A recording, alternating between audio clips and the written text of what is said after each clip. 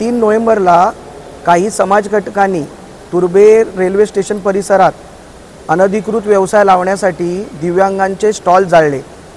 त्यांना तिथं हप्ता वसुली करायची होती म्हणून त्यांनी दिव्यांगांचे स्टॉल जाळले। या बाबतीत पोलिसांनी देखील फक्त एनसीआर घेतली होती। मग प्रहार स्टाईलने जेव्हा आम्ही एपीएमसी पोलीस स्टेशनला गाड दिली तेव्हा त्यांनी घटनेचं गांभीर्य आम्ही त्यांना पटवून दिलं। दिव्यांगांच्या उपजीविकेवर घाला घालणारा हा प्रकार होता। मग त्यानंतर आम्ही अजय शिंदे यांना भेटलो, वरिष्ठ पोलीस निरीक्षक एपीएमसी पोलीस स्टेशन यांना सर्व घटनेची सविस्तर माहिती दिली आणि त्यांना सांगितलं ही घटना गंभीर आहे। मग त्यांनी सदर घटनेची गंभीर दखल घेऊन फॉरेन्सिक टीम पाठवून ज्या ठिकाणी दिव्यांग स्टॉलला आग लावली होती ती स्टॉलला कशा प्रकारे आग लावली याची चौकशी केली आहे। आता एफआयआर दाखल झाली। आज आम्ही एकूण 9 बाधित दिव्यांग स्टॉलधारक आहेत, त्यांना त्यांचे स्टॉल पूर्णपणे जळून खाक झालेत।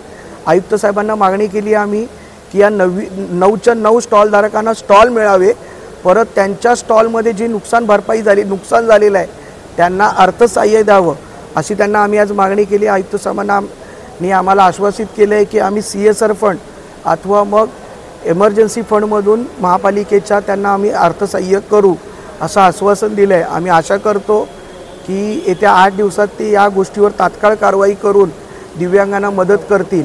या पलीकडे जे लोक हप्ता वसुली करतात त्या विभागामध्ये व ज्यांनी आग लावली त्या लोकांची त्यांचं व्हेरिफिकेशन करून त्यांची ओळख पटवून त्यांना अटक करून त्यांच्यावर कारवाई करायची मागणी आयुक्त साहेबांनी स्वतः आता आमच्या समोर DCP साहेबांना फोन लावलाय, दाने साहेबांना फोन लावलाय व त्यांच्याशी स्वतः साहेब बोललेले आहेत।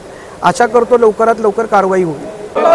अरे अपने अरे कोण म्हणता देणार नाही, अपंग एकजुटीचा